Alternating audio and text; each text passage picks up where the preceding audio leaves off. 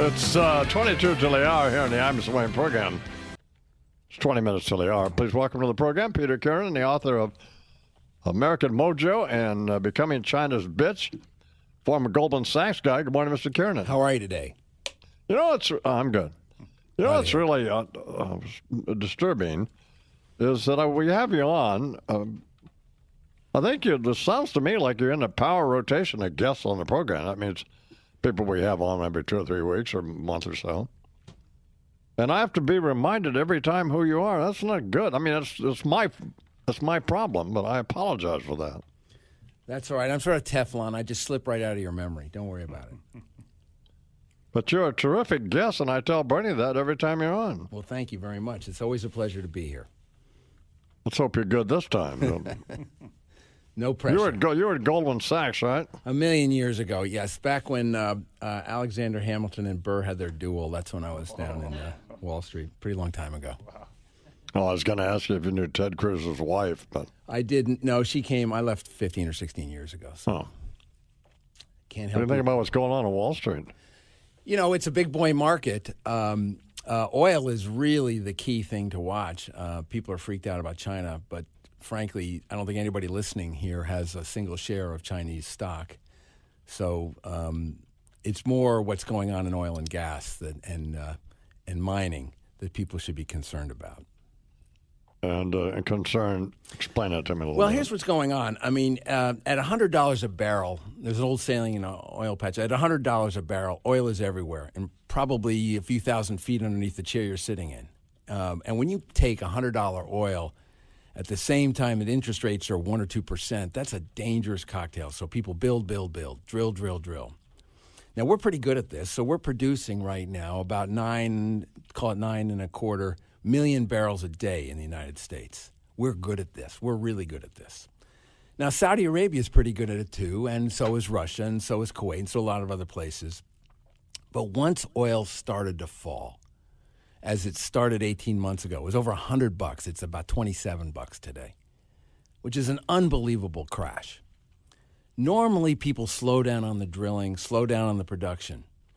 But Saudi and the OPEC nations took a look at what we were doing and consulted their oil minister, Axl Rose, who said, "Welcome to the jungle," and said, "We're going to keep drilling, we're going to keep producing, and we're going to chase this all the way down, and we're going to build market share."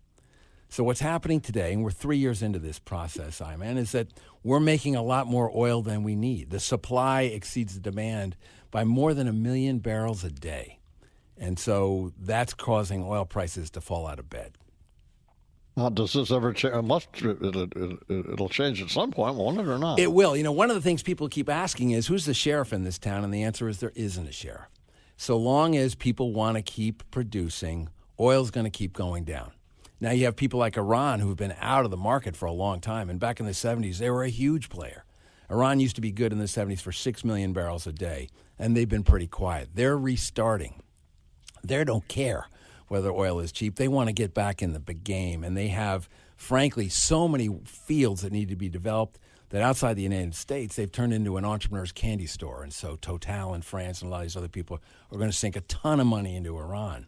So oil's going to keep going down as long as people keep producing or until demand comes up. And demand isn't coming up anytime soon because the world economies are not growing. That's the essence of the problem.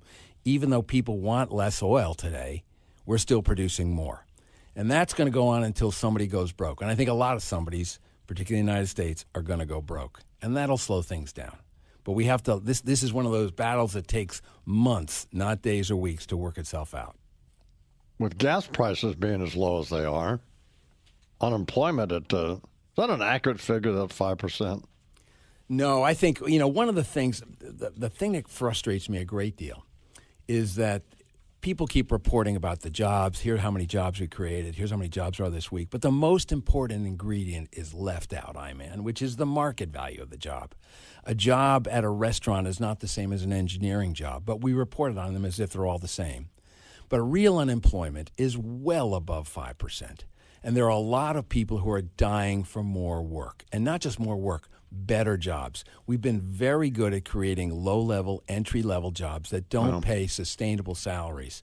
What we haven't done effectively is create the kind of what I'd say breadwinner jobs where you can come home and raise a family on it.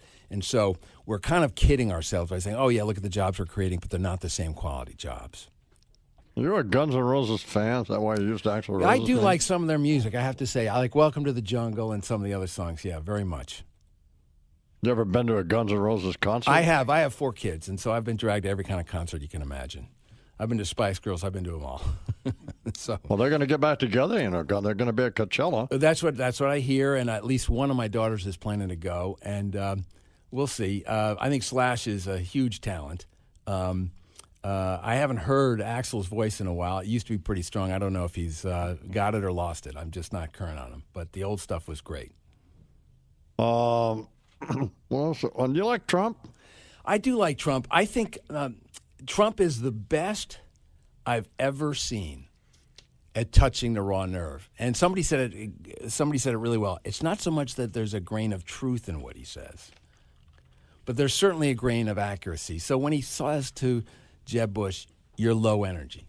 I mean, the guy is, Donald Trump is unbelievably good at identifying what frustrates people. And he's good at one more thing, which is every weekend he must sit down and say, okay, what am I going to do this week to shake things up and become center of the attention?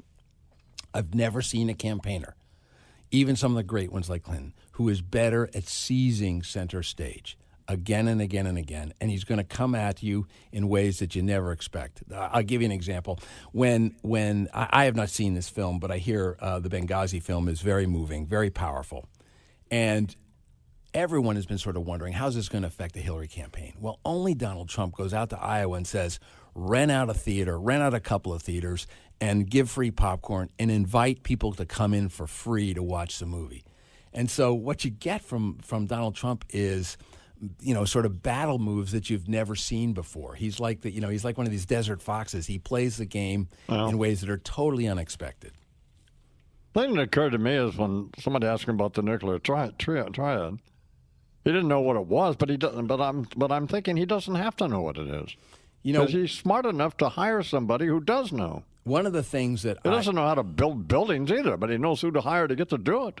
Yeah, you won't see him in a hard hat very often. I think you've hit on something very powerful that you could ask yourself about the current president and to a certain extent, George W. Bush as well. As you can judge a leader, I think, very effectively by the quality of the people with which they surround themselves. And I think Trump is going to be sensational at that. I do, too. All right, man. Well, you are. I promise I won't be an idiot. Well, I can't promise that. But I will promise I won't forget you. You're a terrific guest. And thank you very much for taking the time to come in and appear on the program. I appreciate it. I love being with you. Come anytime. Thanks so much. Peter Kiernan here on the Imus Morning program. It's 12 minutes now until the hour.